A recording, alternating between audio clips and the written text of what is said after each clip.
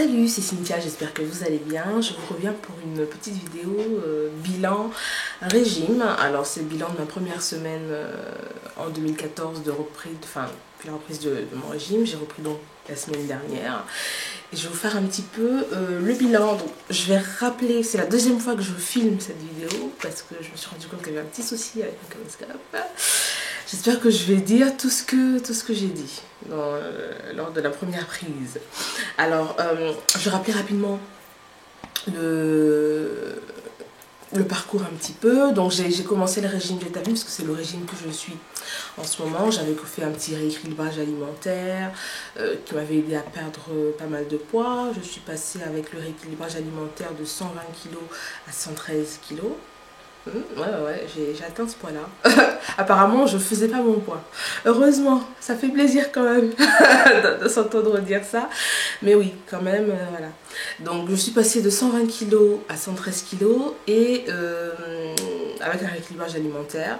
Puis je me suis mise à stagner pas mal, et beaucoup de sport. Hein, à stagner pas mal, et c'est là que je me suis dit, parmi les conseils, c'était soit attendre un petit peu, soit bousculer un petit peu les choses en faisant autre chose, plus de sport, changer d'alimentation. Donc j'avais attendu quand même plus de 5 semaines, et puis je suis tombée comme ça un peu par hasard sur le régime d'état-venu. J'ai une amie qui avait fait un régime de ce type aussi, à qui ça avait bien fonctionné, qui avait perdu, qui n'avait pas repris, donc je me suis dit pourquoi pas, allez j'essaye pour 5 semaines, et ça s'est très bien passé. En 5 semaines j'avais perdu presque 7 kilos, franchement super.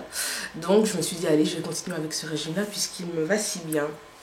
Donc j'ai perdu pratiquement 15 kilos en 3 mois et demi avec d'état-venu, avec les hauts et les bas que vous connaissez. Regardez mes vidéos pour en savoir plus. Et donc j'ai ensuite fait une pause relativement longue pour la finalisation de mes travaux de fin d'année pour les études l'année dernière. Et puis il y a eu les vacances où j'ai pas pu être au régime. Psychologiquement c'était impossible pendant les vacances. Après avoir travaillé autant juste avant, j'avais besoin de décompresser totalement. Donc ça s'est bien passé.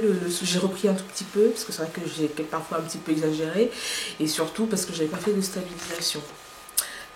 Comme je l'ai dit dans une des dernières vidéos, j'avais fait une stabilisation au départ, et donc j'avais parfaitement maintenu mon régime pendant plusieurs semaines, et puis j'ai voulu reprendre le régime alors que j'étais pas prête, et ensuite j'ai arrêté, hein, sans stabilisation, et c'est là que j'ai commencé à reprendre un petit peu lors de mes extras. Sans sport, que voulez-vous, hein, c'est normal. Alors, donc j'ai voulu reprendre ensuite en septembre, et là j'ai stagné, excusez-moi, et là je me suis mise à stagner pendant plusieurs mois, et j'ai enfin recommencé à perdre la semaine des fêtes. Super, j'ai perdu 1,5 kg que j'ai repris avec les fêtes, hein, on s'en doute bien, puisque la période des fêtes était censée être une période de stabilisation. Alors imaginez manger un tout petit peu de foie gras, un tout petit peu de pommes de terre, de machin, c'est pas évident, hein. Donc on en fait un peu plus, et puis mais je suis quand même contente parce que j'ai pris moins que ce que je prends d'habitude à cette même période de l'année. Mais c'est bien, c'est quelque chose qui se perd assez rapidement de toute façon. Alors, donc j'ai repris cette semaine, la semaine dernière, pardon, le régime, hein, donc première semaine booster, on va dire, de 2014, là je repars. Bilan plutôt positif. Est-ce que j'ai suivi le régime, enfin, je dirais même très positif, hein, je vais vous dire ça tout à l'heure, vous donner les résultats tout à l'heure. Comment j'ai suivi le régime? Alors déjà j'ai pas fait du lundi au dimanche, hein, j'ai fait que 6 jours, donc à partir de mardi. C'est le régime donc sur 6 jours. À partir de mardi, c'était... Je l'ai pas... Le petit souci, c'est que j'ai pas toujours suivi à la lettre. C'est-à-dire, en termes de... J'ai pas mangé de féculents. Si je vous dirais à quel moment j'en ai mangé. La plupart du temps, j'ai suivi le régime normalement. Le problème, c'est que j'ai pas pris le nombre de protéines...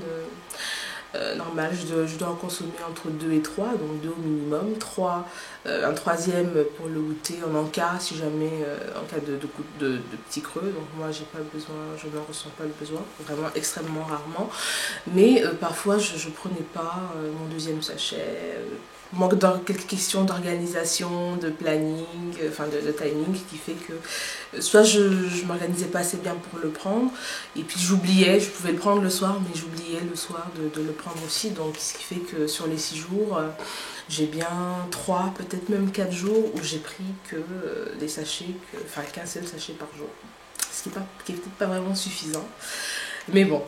Et à côté de ça, sinon j'ai pris les proportions tout à fait normales de légumes, de protéines.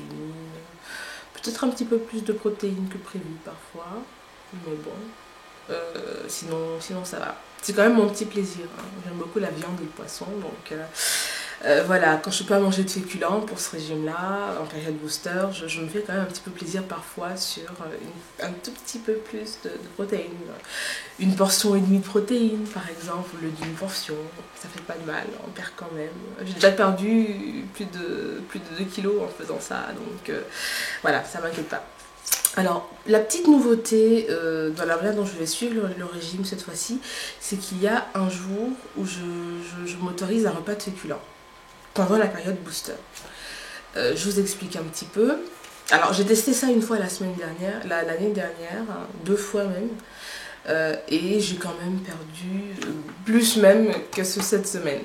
Donc le truc c'est que, vous savez, si j'avais seulement 10-12 kilos à perdre, je pense que je pourrais suivre le régime à la lettre sans problème, comme je l'ai fait d'ailleurs par le passé. Mais quand on a beaucoup de poids à perdre, je vous rappelle que moi j'avais quand même au total 50 kilos à perdre, ouais. L'objectif, mon poids le plus élevé était de 120 kilos.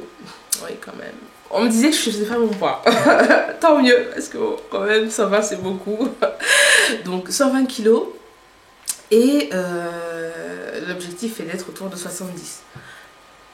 Mon poids de santé commençant, on va dire, à partir de 75, 74. Donc 70 pour avoir un petit peu plus de marche, puis à 70, je verrai si je poursuis un peu ou pas, selon l'appréciation que j'aurai de ma silhouette, selon mon ressenti, etc. Donc ça fait bien 50 kilos à perdre, donc là j'ai perdu pratiquement 25 kilos, tant mieux, heureusement, mais voilà, le fait que d'avoir beaucoup de kilos à perdre, ça implique justement une durée plus longue de régime.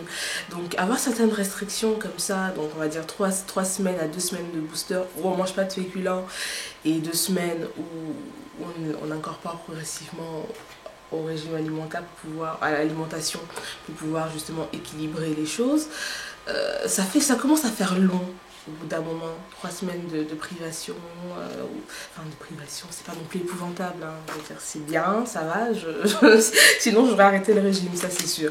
Mais c'est vrai que un petit moment où je mange quelque chose, ce que je veux, on va dire avec des féculents s'il le faut, ça me fait vraiment du bien, ça m'aide vraiment à tenir. Et ça m'a pas empêché, comme je te dis, de perdre parfois plus de 2 kilos. Donc, d'ailleurs, les fois où j'ai expérimenté ça par le passé, j'étais entre 2,2 kg et 2,5 kg de perte. C'est donc que, voilà, c'est pas un petit repas dans la semaine qui bousille tout. Donc, voilà ce que je fais, ce qui fait que dimanche, j'ai fait cela. Donc, dimanche, j'ai mangé des pommes de terre avec de la viande et des légumes. Donc, voilà, un petit peu de pommes de terre, un peu de pain. Voilà, ça m'a pas fait trop de mal, vous allez voir avec les résultats. Sinon, j'ai également repris le sport.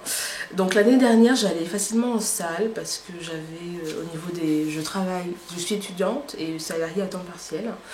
Donc je travaille à partir de 17h30 et j'ai les cours avant.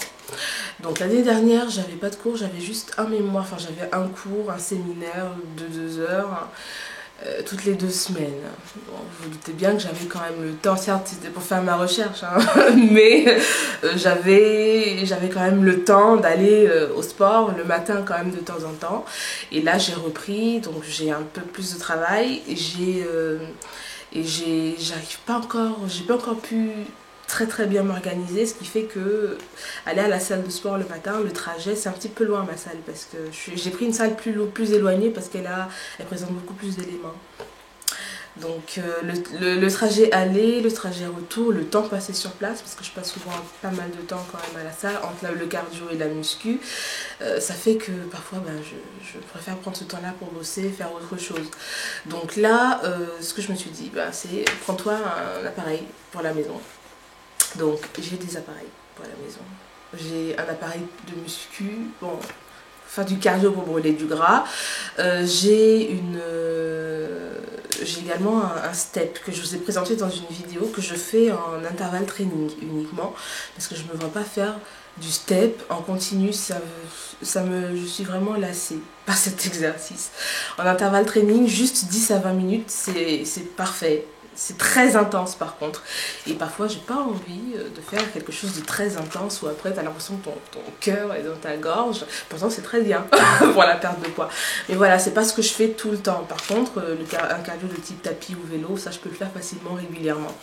Alors, je me suis acheté donc un vélo. Écoutez, un vélo d'appartement pliable.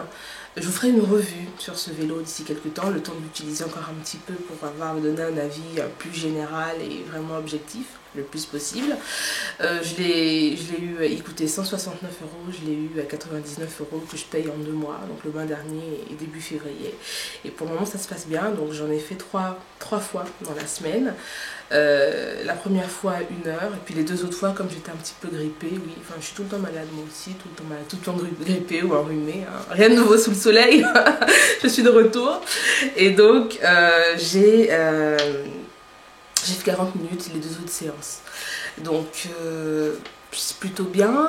Sinon le régime, comme je vous disais, ça s'est plutôt bien passé, à part un extra, enfin un peu plus de fruits, un peu plus de protéines par là, et moins de sachets, qui joue quand même un rôle important, parce que ça contient des éléments, des actifs pour aider à la perte de poids, etc. Donc bon, ce qui vous doutez bien que j'ai perdu un peu moins que si j'avais suivi parfaitement un régime, avec le sport en plus que j'ai fait, mais je suis plutôt contente. Alors j'ai perdu sur les 6 jours 1,6 kg. C'est bien, 1,6 kg.